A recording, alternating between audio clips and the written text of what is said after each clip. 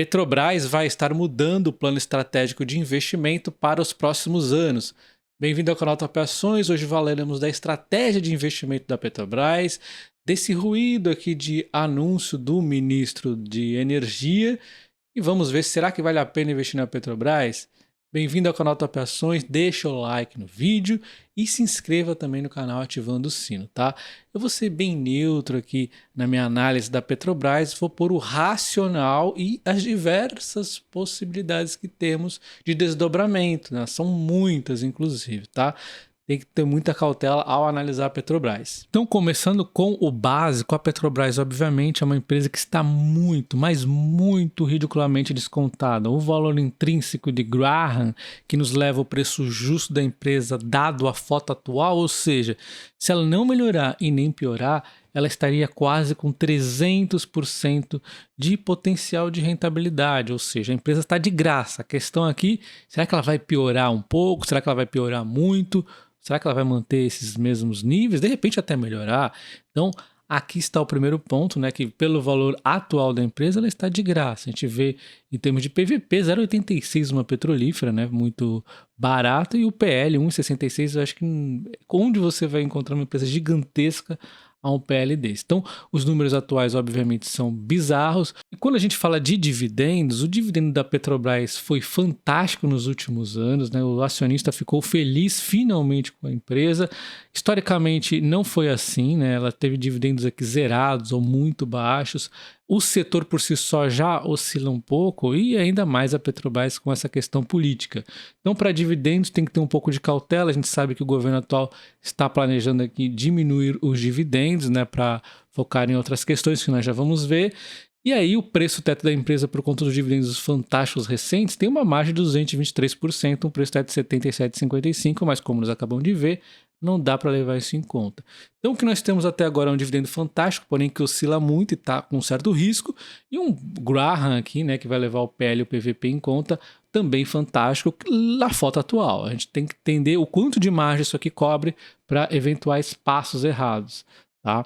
Então, vamos agora continuar vendo, né, que o valor lucro contra a cotação é evidente que a cotação foi caindo quando o lucro foi despencando e aí chegou a preços bizarros, aí com a troca do governo tudo começou a andar melhor para a Petrobras e a cotação subiu muito esperando a melhora nos lucros, tá? E aí isso mesmo aconteceu, depois o barril de petróleo ainda subiu, tudo ficou às mil maravilhas. Então um cenário aqui sem controle de preços e o controle de preços é fatal para a empresa. E também precisa ver qual vai ser o nível desse controle de preço, a gente já chega lá. Então foi muito assim lucrativa a Petrobras nesse período, ao mesmo tempo que no passado, como eu já mostrei em vídeos anteriores, a pessoa chegou a perder 90% dependendo do momento que ela investiu ali, tá? Então é um setor assim, é uma empresa na verdade muito complexa. O setor é muito bom, assim no longo prazo é um setor muito bom.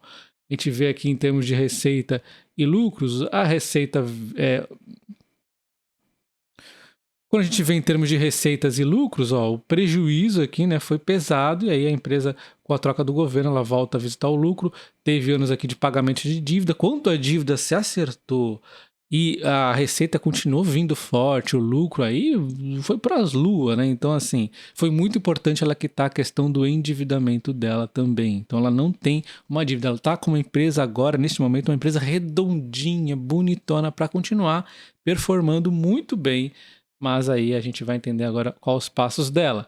E em dezembro de 2022, a Petrobras lançou o plano estratégico de investimentos até 2027, onde eu achei um plano muito interessante, onde ela pretendia aqui investir na eólica offshore, hidrogênio verde, captura de carbono e biorefino, a continuidade aqui no que ela já faz. Então, ela estava de olho no futuro. Isso por quê? Porque ela é uma empresa lucrativa, agora sem o controle de preços, ela não tem mais um endividamento e ela pode, então, se dar ao luxo de investir em novas linhas de diversificação de olho no futuro, além de não esquecer o seu core business, que é a extração do pré-sal. Então, ela focou no core business sem tirar o olho do futuro e para mim isso aqui é um plano perfeito. Ela tinha inclusive um equilíbrio entre ótimos investimentos e dividendos e caso o petróleo superasse as expectativas ainda poderia pagar dividendos ainda maiores. Eu até admito que se quisesse aumentar um pouco mais os investimentos e diminuir um pouquinho de dividendos, teríamos até uma margem para fazer um pouquinho disso, desde que os investimentos realmente sejam bons. Tem que ser tudo feito com cautela. Investimento mal feito vira prejuízo, vira dinheiro jogado na lata do lixo, tá? Então, esse equilíbrio aqui me parecia muito bom, tá? Porque realmente a empresa está num bom momento, o petróleo está num bom momento, a extração dela é muito barata, então dá para ela fazer esse plano aqui perfeitamente, todo mundo fica feliz, lembrando que os dividendos, o governo é o principal beneficiário com esse dividendo. Então, o dinheiro acaba voltando, tá? E aí, com a mudança agora na direção da Petrobras, eles introduziram algumas alterações. Puseram aqui atenção às pessoas, tudo bem. Foco em ativos rentáveis de exploração e produção. Isso aqui, na verdade, já tinha, né? A empresa nunca deixou de tirar a atenção disso. Adequação e aprimoramento do parque de refino atual é preocupante, eu já vou chegar nesse ponto aqui. Transição energética justa, assim, transição energética a gente viu que estava nos planos. A questão é a diferença entre o remédio, o veneno e a dose, tá? A diferença entre o remédio, o veneno e a dose. Então tem que ter muito cuidado. Se por um lado eu achei o plano de 2022 fantástico, esse de agora a gente tem que dar uma olhada. Desenvolvimento sustentável para o país, aproveitando as cadeias produtivas, vanguarda na transição energética global. Bom, vamos dar uma olhada aqui em termos do que eu quis dizer com veneno e remédio. 271 bilhões em investimentos em energia eólica offshore na costa brasileira é o foco da Petrobras. E é isso aqui depois de Ampla Prates veio amenizar, que não era tudo de uma vez, é gradativo. Mesmo assim é muito dinheiro, pessoal. Então assim, a eólica offshore, o pessoal reclama muito, eu vou ser bem sincero. O pessoal reclama, não, que a eólica offshore não é rentável, é 3 vezes o custo maior, isso não existe. Cara, assim, a empresa tem que pensar no futuro, porque essas licitações, exatamente pelo fato de ser 3 vezes mais caro as eólicas offshore, elas vão ter uma concorrência menor, então as coisas meio que se ajustam um pouco ali, né? Só que o que não pode é você querer entrar de cabeça com tudo. Você tem que entrar com pouco, e ganhando uma expertise, e fazendo umas parcerias com as empresas. Sei lá, pega um exemplo aqui, a Engie, né? Pega lá a SB3, a empresa que for. Vamos fazer uma parceria aqui para juntar aqui, né? As nossas expertises e entrar aqui nesses projetos. Vai fazendo aos poucos e vai ganhando vantagem competitiva no futuro, ao mesmo tempo que as eólicas offshore vão ganhando rentabilidade, porque no mar é muito melhor a questão da estabilidade dos ventos, tá lá, poxa, lá o vento é mais contínuo, então no longo prazo, quando o custo reduzir e vem reduzindo, vai ser algo muito promissor. Então por que não você tá um passo à frente de todo mundo? Só que para você estar um passo na frente de todo mundo, tem que ir com calma, senão você vai fazer besteira. Olha só, a eólica offshore é 3 vezes maior do que a onshore. Então tem que ter cuidado. Esse custo já foi 5 até outro dia aí, até não muito tempo atrás. Então, sim, é promissor e não é para investir 271 bilhões. Então, assim, ficou meio genérico. Num primeiro passo eu achei horrível isso aqui. Depois ele falou, não, peraí, não é bem assim. Ele fez isso várias vezes, a gente sempre fica preocupado. Esse não é bem assim. Fica meio na dúvida. Primeiro fala uma coisa, depois não é. Porque se for para fazer... Ele estava fazendo populismo, o que é? Porque isso aqui, nós já vimos, já tinha no plano da Petrobras. Então não há novidade. Ou ele quis fazer um alarde aqui e depois falou, não, peraí, não é bem assim. Não sei, porque isso aqui já estava no plano. O que não estava no plano talvez é um investimento entrar de cabeça, e entrar de cabeça é exatamente o erro. A gente vê, inclusive, o pessoal reclamando aqui, né, que a ideia da energia é interessante, investir aqui, mas existe um excesso de energia no Brasil nesse momento, e realmente no futuro a energia sempre vai crescer aos poucos aqui, então o excesso de energia ele é coberto, mas se você também sair investindo infinita energia aí, é capaz de sobrar mais ainda. Então, precisa ver se realmente é rentável, até mesmo para o Brasil, ficar nesse tipo de projeto entrando tão rápido assim, né? Porque o que significa? Se o projeto tem uma rentabilidade menor, o governo também vai acabar meio que, entre aspas, né, arcando, né? Porque ele pode vender muito mais caro aqui um projeto, uma licitação aí de um outro projeto que seja menos custoso, né?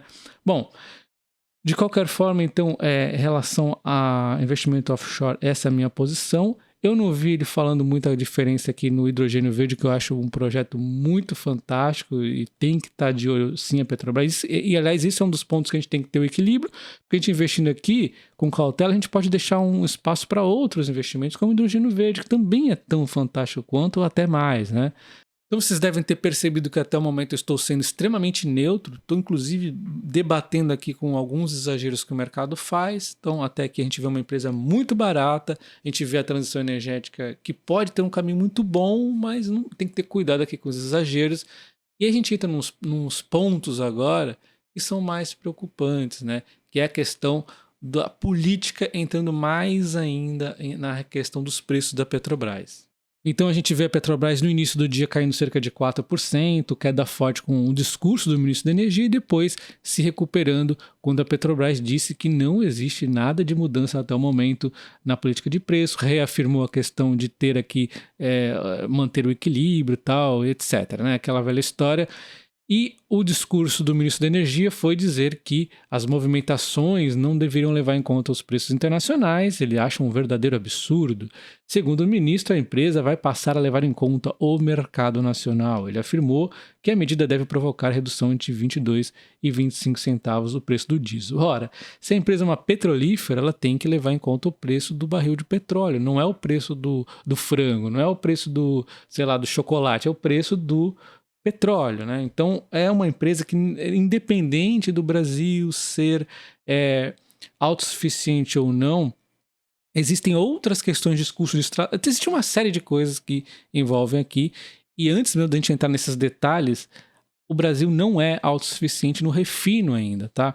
O controle de preços no passado, com essa mentalidade burra, fez a Petrobras, como vocês sabem, ter aqui um prejuízo gigantesco e ainda antes de ser trocado o governo aí da Dilma, já víamos a empresa fazendo desinvestimentos, e pior, não é um desinvestimento estratégico, puxa, vamos focar no core business, não, é um desinvestimento tipo, não temos mais de onde tirar dinheiro, estamos falindo, vamos desinvestir, e é muito pior quando este tipo de coisa acontece. E uma vez que a empresa então vai focar no mercado aqui nacional para o preço do combustível, obviamente ela vai ter realmente que adequar e aprimorar o parque de refino atual. A gente entende aqui, né, como investimentos em refinarias, seja como for feito, vai ser algo do tipo.